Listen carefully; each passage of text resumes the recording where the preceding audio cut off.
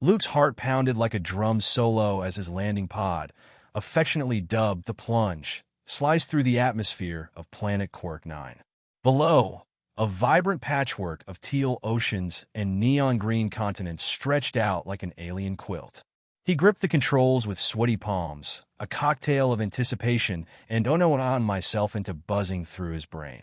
Touchdown in T-minus 60 seconds. The AI chirped with the kind of enthusiasm only a machine could muster.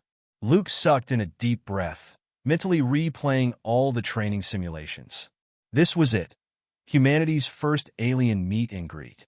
No pressure or anything. The pod settled on the ground with a delicate thunk, like a cat landing on a cushion. Luke waited for the sensors to give the all-clear on the atmosphere, then popped the hatch. A warm breeze filled the cabin, carrying a scent that was equal parts flowers, freshly cut grass. And was that bacon? He stepped onto the thick purple turf, marveling at its deep, eggplant hue. Above him, the sky shimmered like the inside of a disco ball. In the distance, a cluster of shiny, crystalline buildings rose up from the landscape like something straight out of a sci-fi comic book. Well, that's definitely a city, he muttered to himself, trying not to sound too impressed. He activated his universal translator, cleared his throat, and tried to channel his inner diplomat. "Greetings," he called out to the apparently empty clearing. "I come in peace as a representative of Earth." A rustle in the bushes made Luke's pulse jump into overdrive. Four figures emerged, and Luke's jaw practically hit the purple grass. They were definitely female. At least they had the kind of curves that would have made them Instagram famous back home. But their skin, it was a shimmering blue that practically glowed in the alien sunlight. The tallest of the bunch, with long silver hair and eyes the color of grape soda, sauntered forward. Well, she drawled, her voice dripping with sarcasm that even the translator couldn't smooth over. "What do we have here? A little pink plaything from that dirtball planet." Luke blinked, taken aback by the unexpected sass. I'm Luke Daniels from Earth. We've been watching, observing, your world and hope to establish peaceful relations." The silver-haired woman shot a smirk at her companions. "Did you hear that, girls? The monkey can talk." The others burst into giggles, their laughter as musical as it was humiliating. A shorter alien with spiky blue hair piped up. "Ooh, can we keep him? He's kind of cute in a primitive sort of way." Luke's face flushed. This was not how he'd envisioned first contact. "I assure you," he said, trying to sound dignified, "Earth is far from primitive. We have much to offer in terms of scientific and cultural exchange." The apparent leader of the group circled him slowly, her gaze inspecting him like he was a specimen in a particularly boring science class. "I'm sure you do, little pink man," she said, eyeing him like a curious cat. "Tell me, do all humans have such fascinating appendages?" She gestured vaguely at his face. Luke's hand shot up to his nose. "You mean my nose?"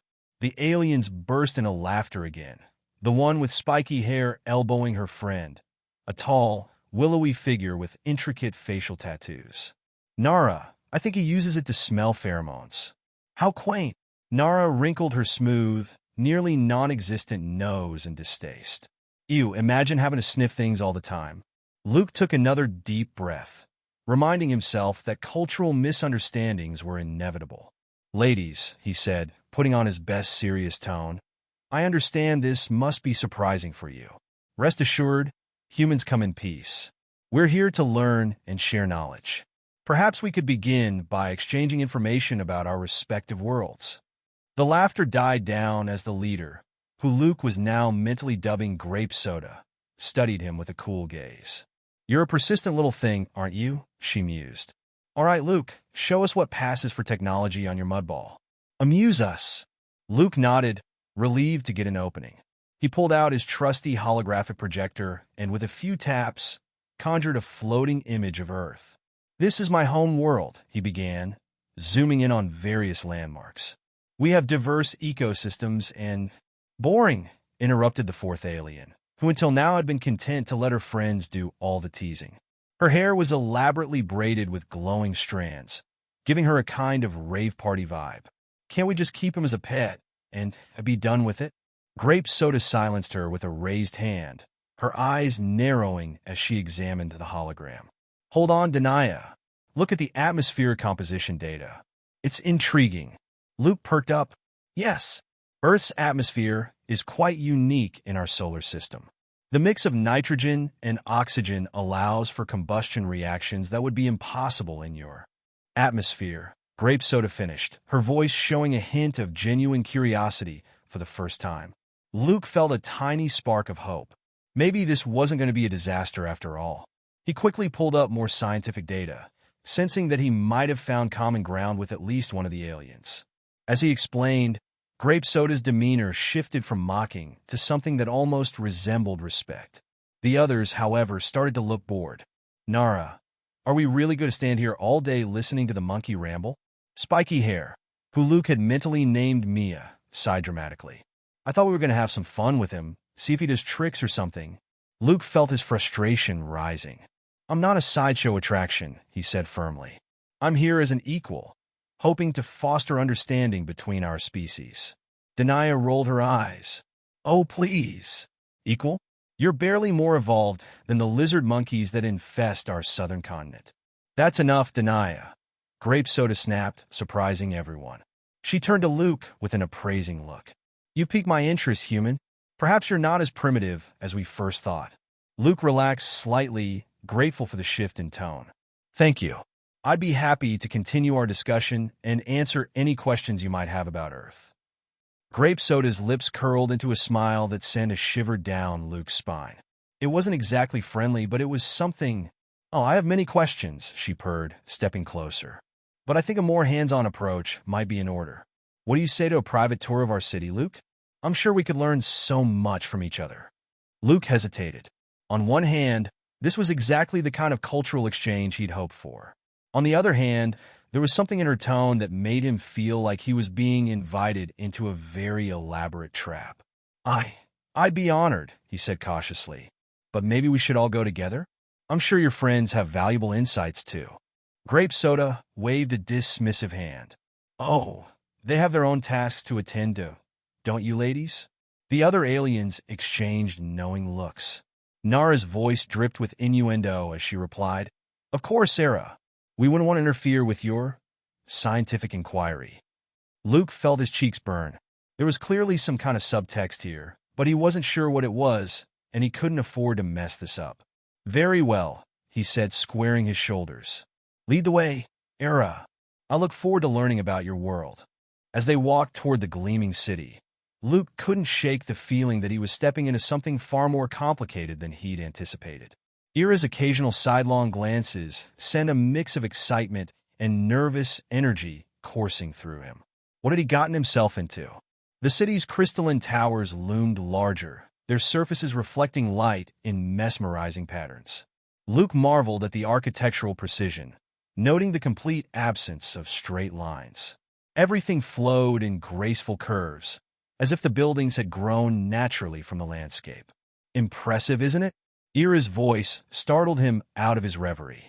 I suppose it must seem quite advanced to someone from your world. Luke bristled slightly at the condescension. It's certainly beautiful, he replied evenly. Though I assure you, Earth has its own architectural wonders. We've simply chosen different aesthetic paths. Era arched an eyebrow ridge in amusement.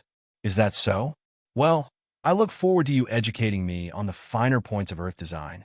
But first, let me show you true technological mastery.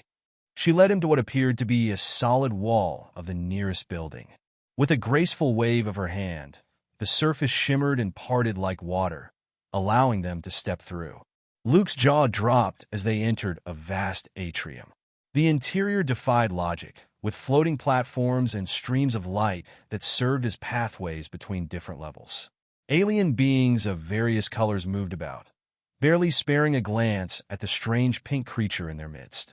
Welcome to the heart of knowledge, Era announced with a hint of pride. This is where we store the collective wisdom of our civilization. Luke's scientific curiosity overpowered his earlier apprehension. Fascinating. How do you organize and access so much data? Era's lips quirked in a smile that was almost genuine. Eager little thing, aren't you? Come, I'll give you a small demonstration, though I doubt your primitive mind will fully grasp it. She led him to a glowing pedestal and placed her hand on it. Instantly, the air around them filled with swirling holographic displays. Luke recognized mathematical equations and scientific notations, though the specifics were beyond his understanding. This, Arrow explained, is a simplified model of our universe's underlying structure. We've mapped the quantum foam down to the Planck scale, allowing us to manipulate reality itself. Luke's jaw dropped. That's incredible. On Earth, we've only just begun to scratch the surface of quantum mechanics. The implications of this technology are staggering. Era finished, a note of surprise in her voice. You actually grasp the basics of this? Perhaps there's hope for your species yet. Encouraged, Luke launched into an explanation of Earth's latest advancements in quantum computing and string theory. As he spoke, he noticed Ira's expression shifting from amusement to something that almost resembled respect. As Luke walked deeper into the alien city, he couldn't shake the feeling that he was being watched. Not just by Era, who seemed to be sizing him up for some grand cosmic game of chess, but by the city itself. The walls, if they could even be called that, shimmered and shifted, as if alive. They were like liquid crystal, constantly morphing, giving the unsettling impression that the buildings were watching him back. So, Luke, Era began, her voice smooth and slightly teasing, tell me more about your home. What do you humans do for fun on Earth? Besides sniffing things with those adorable noses, of course. Luke resisted the urge to touch his nose again. Well, we have a lot of different hobbies and forms of entertainment. Some people enjoy sports, others prefer arts or technology. We also have this thing called Netflix where we watch stories about fictional worlds. You know, for when we're not busy exploring actual alien planets. Era tilted her head, clearly intrigued. Fictional worlds? How quaint. Why would you want to escape your reality when you could be discovering so much more? Luke chuckled. Sometimes we need a break from reality, especially when it gets overwhelming. Like, for instance, being light years away from home, on an alien planet, hoping you don't end up as someone's science experiment. Ira's laughter was melodic, echoing through the atrium. Don't worry, Luke. You're far too entertaining to be dissected. At least not yet. Comforting, Luke muttered, though he couldn't help but smile. As they continued walking, he noticed how seamlessly the alien citizens moved about their day, seemingly unbothered by the floating pathways and glowing streams of light. It was as if they were part of a dance, each one in sync with the rhythm of the city. Eventually, they arrived at what Luke could only describe as a throne room, though the throne was more of a floating platform encircled by rings of light. Era stepped onto the platform and gestured for Luke to join her. Please take a seat, she said, patting the spot next to her. Luke hesitated, but the curiosity got the better of him. He gingerly sat down, feeling the platform shift slightly under his weight, adjusting to his form. This, Era announced with a flourish, is where we make decisions that affect our entire civilization. Consider it the brain of our city, if you will. Luke looked around, noticing the intricate symbols etched into the light rings. It's impressive, he admitted. On Earth, our decision-making process usually involves a lot of arguing, followed by more arguing, and then eventually someone gives in. Era grinned. Ah, so we're not so different after all? Except here, our arguments are much more civilized. She waved her hand, and a series of holographic screens appeared in front of them, each displaying different aspects of their society, economy, culture, technology. Let me guess, Luke said, studying the screens. This is where you decide whether to make peace or go to war, how much to tax your citizens, and whether to build a new hyperspace freeway. Era chuckled again, but there was a hint of something darker in her tone. Something like that. But we've moved beyond such primitive concerns. Our decisions are more existential.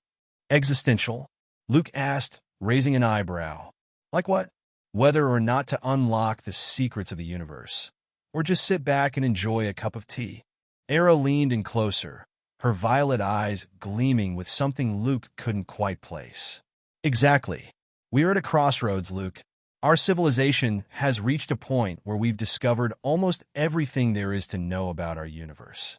The question now is what's next? Do we continue to evolve, possibly into something beyond physical form? Or do we maintain our current state of existence? Luke blinked. That's a lot heavier than deciding whether to watch a movie or go to bed early. Ira's gaze didn't waver. And that's why we're interested in your kind, Luke. You're still young, still filled with curiosity and ambition. We want to understand what drives you, what keeps you pushing forward despite all the odds. Luke thought for a moment, trying to process what she was saying. I guess it's the not knowing, the thrill of discovery. We don't have all the answers, and maybe we never will, but that's what makes the journey worthwhile. Era studied him, her expression softening slightly. Interesting. Perhaps that's what we've lost, our sense of wonder. Before Luke could respond, the platform they were sitting on began to rise, floating upwards until they were hovering high above the city. The view was breathtaking, an ocean of crystalline structures stretching as far as the eye could see, bathed in the shimmering light of Quirk 9's twin suns. This, Era said softly, is the pinnacle of our achievements. And yet, it feels hollow, as if something is missing. Luke looked at her, finally understanding what she had been getting at.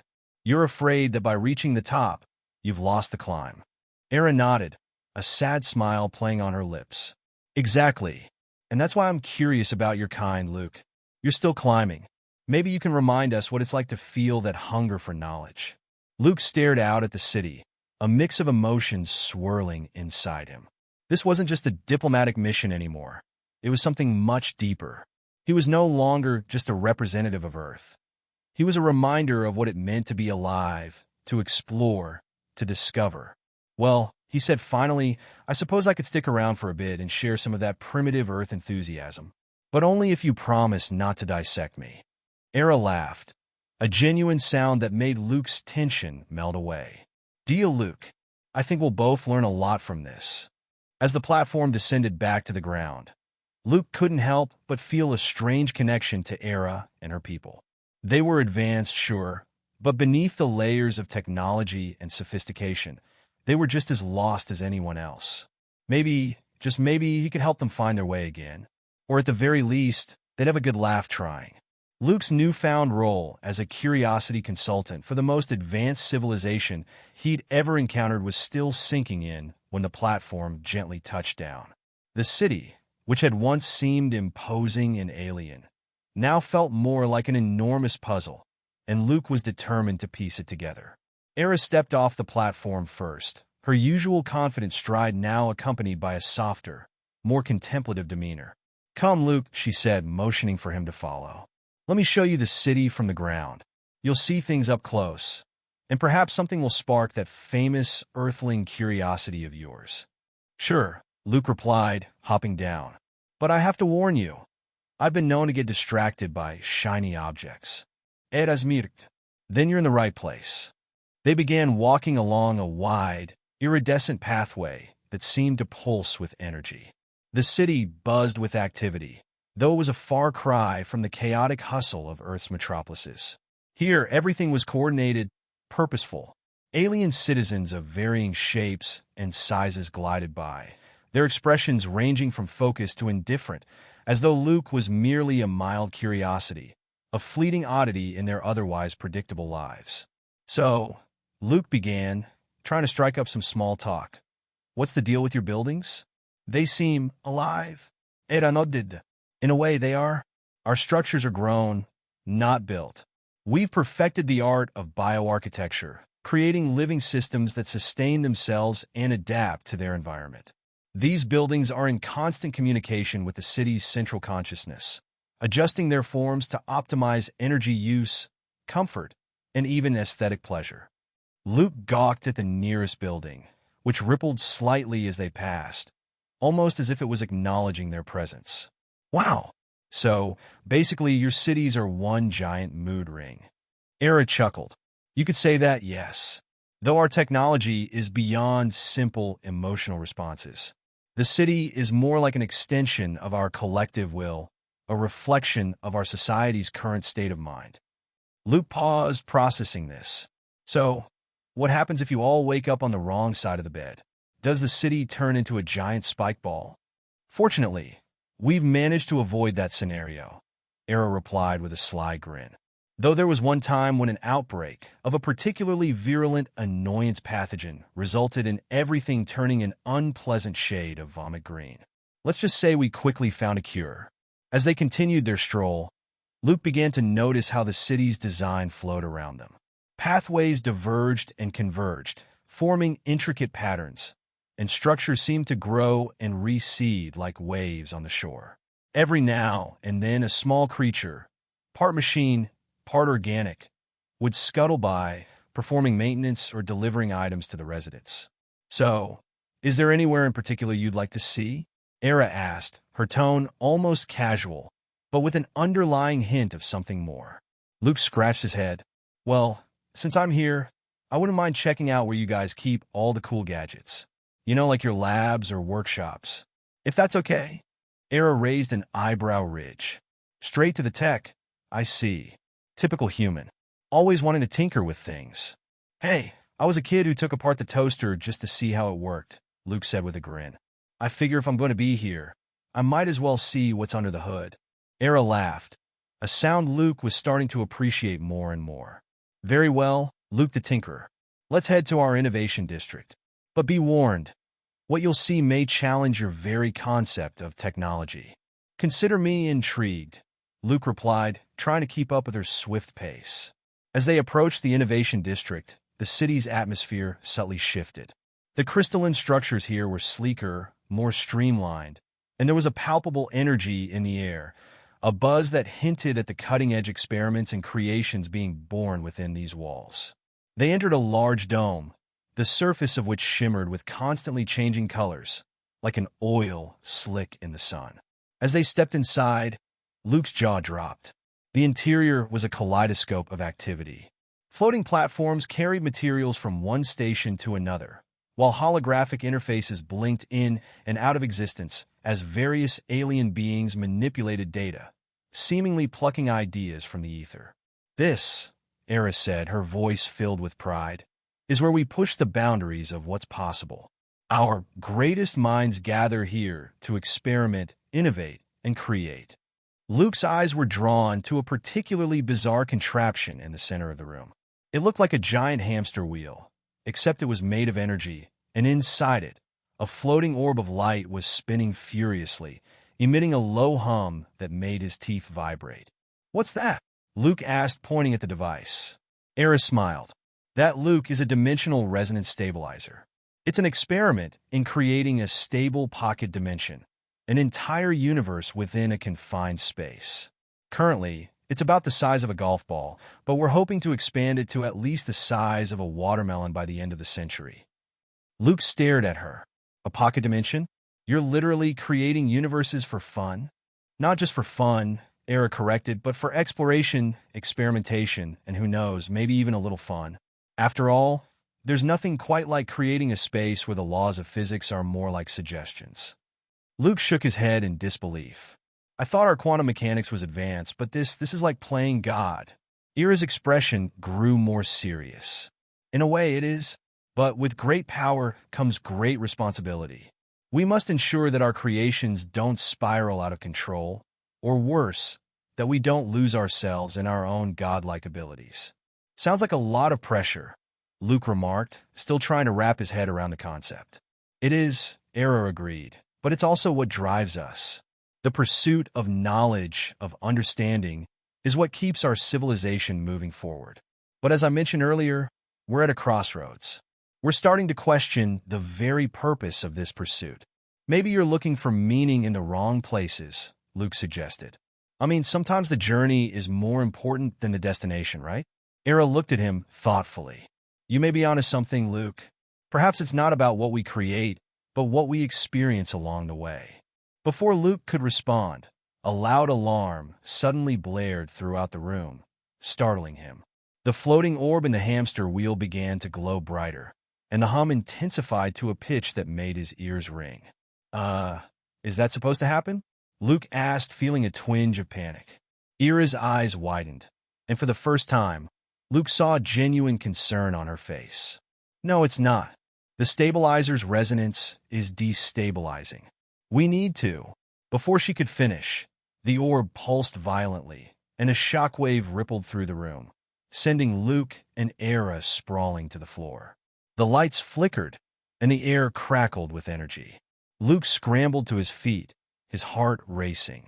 What the hell just happened? Era struggled to stand, her usually calm demeanor shaken. The pocket dimension, it's collapsing. If we don't stabilize it, we could be looking at a localized spatial anomaly. Luke's mind raced as he tried to process what she was saying. Localized spatial anomaly? You mean like a black hole or something? Or something, Era said grimly, already moving towards the control panel. We need to act fast. Without thinking, Luke rushed her aside. Tell me what to do. Era glanced at him, surprise flickering in her eyes before she nodded. I need you to monitor the quantum flux readings while I try to re-establish the resonance field. Luke nodded, taking his place at the control panel. Quantum flux reading. Got it. And if I see something weird? Yell loudly, Era replied, already working furiously at the controls. Luke stared at the screen in front of him, trying to make sense of the alien symbols and data streaming past. Despite his earlier bravado, he felt way out of his depth, but he didn't have time to dwell on that. The readings were spiking, the numbers rapidly climbing beyond what the system seemed to think was safe. Oh, Era, these numbers are going nuts. Era cursed under her breath, her hands moving even faster across the controls. It's worse than I thought. The dimensional core is overloading. We need to divert the excess energy before it ruptures. Divert it to where? Anywhere but here. Luke scanned the controls, his heart pounding. He spotted something that looked like an energy redistribution function. Without fully understanding what he was doing, he activated it, redirecting the energy to what he hoped was a safe location. The effect was immediate. The room's vibrations lessened, and the blaring alarm softened to a dull whine. The orb in the hamster wheel dimmed slightly, its furious spinning slowing to a more manageable speed. Era let out a breath of relief. That did it. The core is stabilizing. Luke slumped against the control panel, his adrenaline finally crashing. I have no idea what I just did, but I'm glad it worked. Era turned to him, a look of genuine admiration on her face. You may not have understood it, Luke, but your instincts were spot on. You saved us from a potential disaster. Luke managed a weak smile. Just another day in the life of an Earthling, I guess. Era chuckled, though the tension hadn't fully left her eyes. You're proving to be quite the asset, Luke. I think we'll have much to learn from each other. Luke nodded, feeling a strange mix of pride and exhaustion. I'm just glad I didn't accidentally turn us into cosmic dust. As am I, Era said with a wry smile. Now how about we take a break from universe building and get something to eat? I believe you mentioned something about Earth's obsession with snacks. Luke's stomach growled in response, and he laughed. Now you're speaking my language. Lead the way. As they left the Innovation District, Luke couldn't help but glance back at the now stable dimensional resonance stabilizer. He was starting to realize that his time on Quirk 9 was going to be anything but boring. And for the first time since he'd arrived, he felt like he might actually be up for the challenge.